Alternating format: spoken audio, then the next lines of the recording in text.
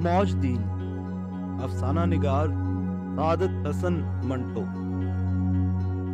رات کی تاریکی میں سینٹرل جیل کے 2 وارڈن بندوق لیے 4 قیدیوں کو دریا کی طرف لے جا رہے تھے، جن کے ہاتھ میں کدالیں اور بیلچے تھے۔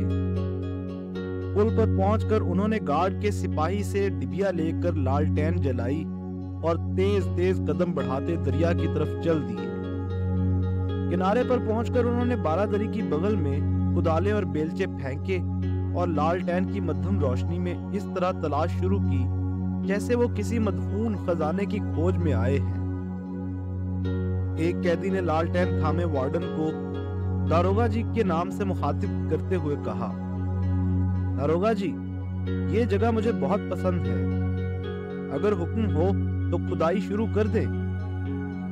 دیکھنا زمین نیچے سے پتھریلی نہ ہو، ورنہ ساری رات کھدائی میں گزر جائے گی۔ کمبخت کو مرنا بھی رات ہی کو تھا، وارڈن نے تحکمانہ اور بیزاری کے لہجے میں کہا۔ قیدیوں نے کدالیں اور بیلچے اٹھائے اور کھودنا شروع کیا۔ وارڈن بیزاری کے موڈ میں بیٹھے سگریٹ پی رہے تھے، قیدی زمین کھودنے میں ہمہ تن مصروف تھے۔ رفتہ رفتہ زمین پر کھدی ہوئی مٹی کا ڈھیر لگ گیا اور وارڈن نے قریب آ کر قبر کا معائنہ کیا۔ زمین چونکہ پتھریلی نہیں تھی، اس لیے وہ بڑے اطمینان کے ساتھ قریب ہی ایک پتھر پر بیٹھا سگریٹ پینے لگا، جسے سلگانے کے لیے اس نے لالٹین منگائی۔ کھدائی قریب قریب ختم ہو چکی تھی۔ وارڈن 2 قیدیوں کو لیے جیل کی جانب چلا گیا اور 20 منٹ کے وقفے کے بعد کمبل میں لپٹی ہوئی قیدی کی لاش لے کر واپس آیا۔ دوسرا وارڈن جب تک سلیں جمع کر کے لایا تھا، ایک قیدی نے جو قتل کے جرم کی پاداش میں سزا کاٹ رہا تھا، کدالیں اور بیلچے اٹھائے اور قبر کے سرہانے چند قدم ہٹ کر کھڑا ہو گیا۔ وارڈن نے بہت ہی برم لہجے میں اس کی طرف دیکھ کر کہا، او الو کے پٹھے، اپنے ابا کو لحد میں اتارنے میں ان کی مدد کر۔ قیدی نے ملتجیانہ انداز میں کہا، داروغہ جی، لالٹین پکڑتا ہوں، میں نہیں چاہتا کہ اس معصوم اور بے گناہ کو ایک قاتل کے ہاتھ چھو جائے۔ وارڈن یہ سن کر گرجا، بے گناہ کے بچے، جاسوس کو معصوم کہتا ہے۔ قاتل نے کہا، داروغہ جی، میں قاتل ہوں، یہی احساس مجھے اس قیدی کی لاش چھونے سے روکتا ہے۔ جاسوس دفنایا جا چکا تھا، قیدی اور وارڈن جا چکے تھے۔ صبح 8 بجے پولیس کی میت میں ڈپٹی کمشنر قبر پر آیا۔ جیل کے حکام کے بیانات لیے گئے اور ڈپٹی کمشنر صاحب عدالت تشریف لے گئے۔ پیشی کی پہلی مثل جو اٹھائی گئی، اس پر سرکار بنام موج دین لکھا تھا۔ اردلی نے 3 مرتبہ کمرہ عدالت سے باہر نکل کر بلند آواز میں 3 بار پکارا، بلکہ یوں کہیے کہ للکارا، سرکار بنام موج دین، موج دین، موج دین ہے۔ لیکن یہ آواز بدقسمتی سے اس جاسوس قیدی کی قبر تک نہ پہنچ سکی، یا اگر پہنچی بھی ہو تو وہ تعمیل کے لیے نہ آیا، شاید یہ سمجھ کر کہ وہ اب ڈپٹی کمشنر کے قانون کی زد سے بہت دور جا چکا ہے، اس جگہ جہاں کوئی اور قانون چلتا ہے، جہاں ڈپٹی کمشنر کے سمن کی بھی تعمیل نہیں ہو سکتی۔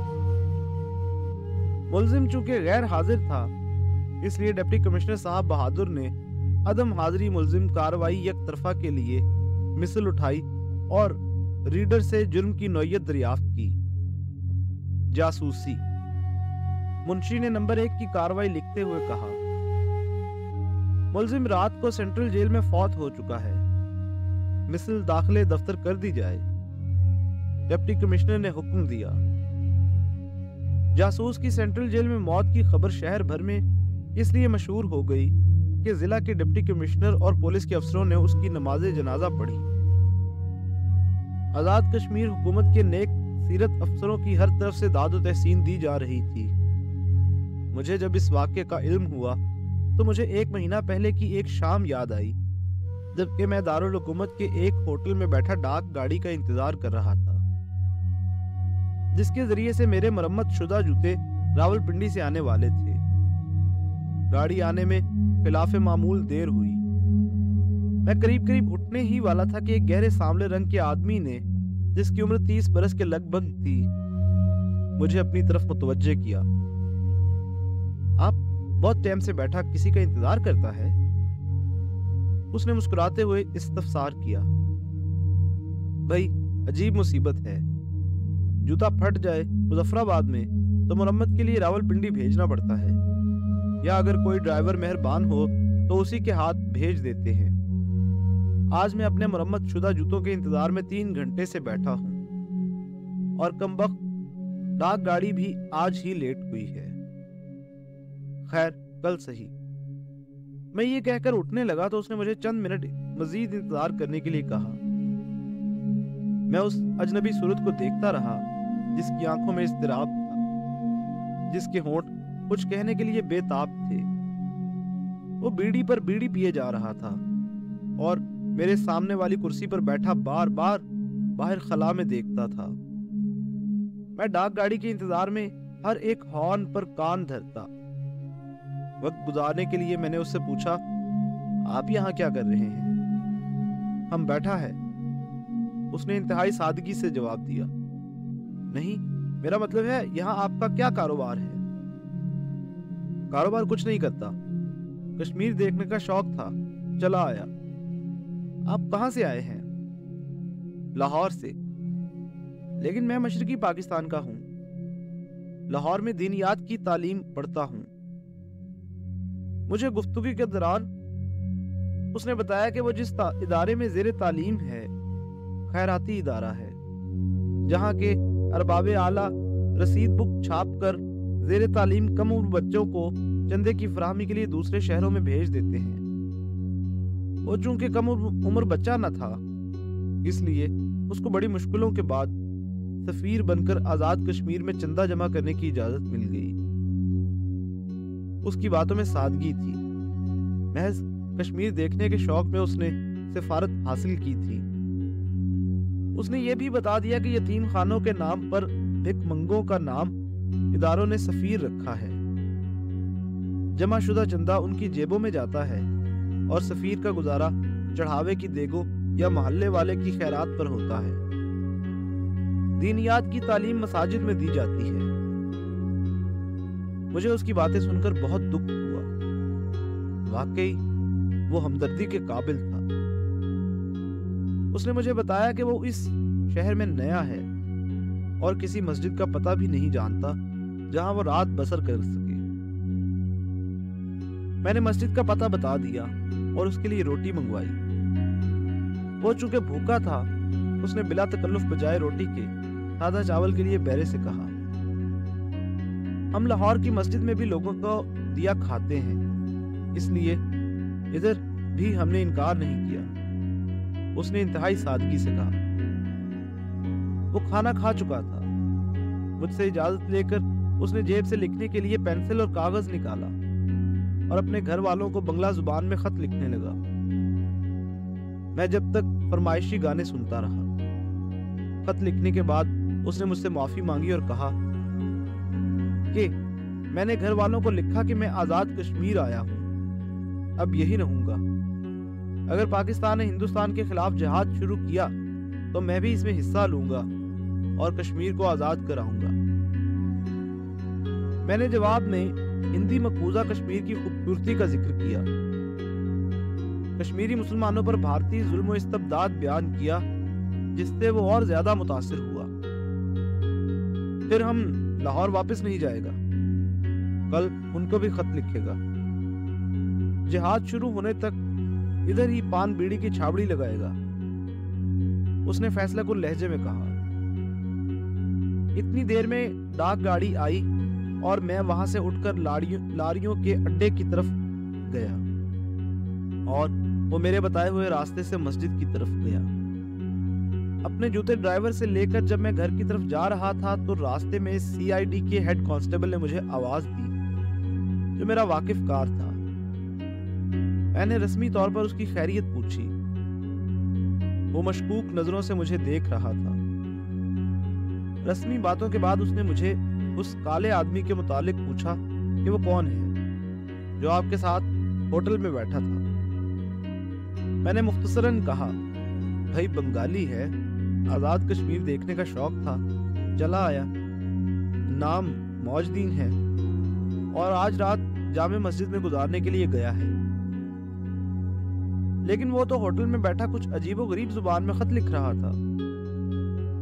मुझे इस पर कुछ शुबा भी हुआ। हेड कांस्टेबल ने राजदाराना लहजा में कहा, वो अजीबो गरीब जुबान नहीं, उसकी मादरी जुबान बंगला है। हाँ, तुम्हारे लिए अजनबी है। इतने में मेरा मकान करीब आया और मैं खुदा हाफिज कहकर घर चला गया। मुझे ये मालूम न था कि सीआईडी वालों को दिन की कारगुजारी की रिपोर्ट दूसरे सुबह सवेरे दफ्तर में देनी पड़ती है और अगर रिपोर्ट न दी गई तो जवाब तलबी होती है। हेड कांस्टेबल साहब भी दिन की कारगुजारी में कुछ न कुछ दिखाना चाहते थे, इसलिए उन्होंने घर जाकर हुकूमत के सदर मुकाम में एक गैर मुल्की जासूस की आमद की रिपोर्ट इस तरह दी कि दूसरे रोज मौजदीन पान फरोशी के लिए चूना कत्था खरीदता हुआ गिरफ्तार किया गया। पान, चूना कत्था वगैरह भी उसकी जासूसी की एक कड़ी बन गई और सीआईडी वालों ने मजीद रिपोर्ट दे दी कि जासूस जो कि पान खाने का आदी है, इसलिए ये स्टॉक खरीद कर हमारी फौजों की पॉकेटों की पोजीशन देखने पहाड़ी इलाकों में जा रहा है। मौजदीन का चालान हुआ। डिप्टी कमिश्नर साहब बहादुर ने इल्जामात की संगीनी के तहत जासूस को 15 दिन के रिमांड पर पुलिस के हवाले कर दिया, जहां से वह स्पेशल स्टाफ में मुंतकिल हुआ।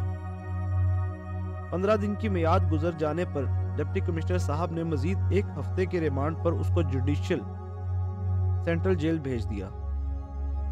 वो हफ्ता भी गुजर गया और जासूस हथकड़ियां पहने डिप्टी कमिश्नर साहब की अदालत में पेश किया गया, जहां वो ज़ारो कितार रोया, गिड़गिड़ाया, मिन्नत समाजत की, लेकिन डिप्टी कमिश्नर साहब ने मजीद एक हफ्ते का रिमांड देकर सेंट्रल जेल भेज दिया।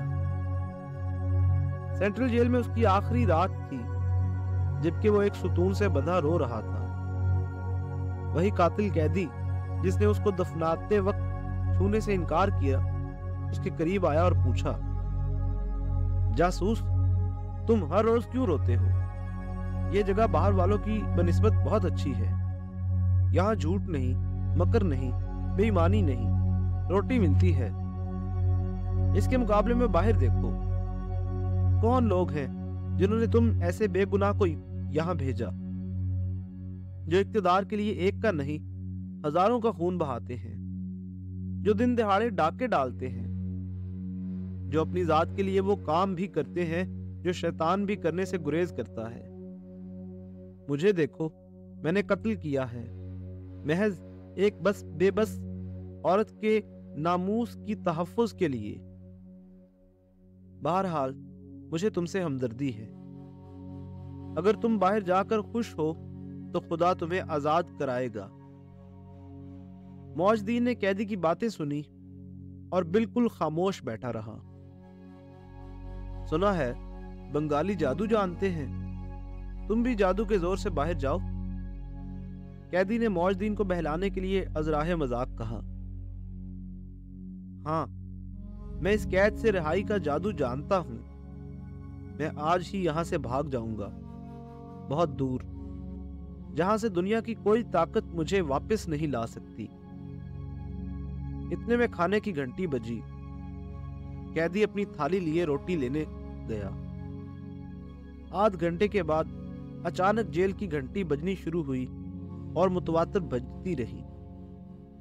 दारोगा जेल कई वार्डनों के साथ जेल के अहाता में दाखिल हुआ और जासूस के गले से रस्सी का फंदा खोला जो उसने खुदकुशी के लिए इस्तेमाल किया था।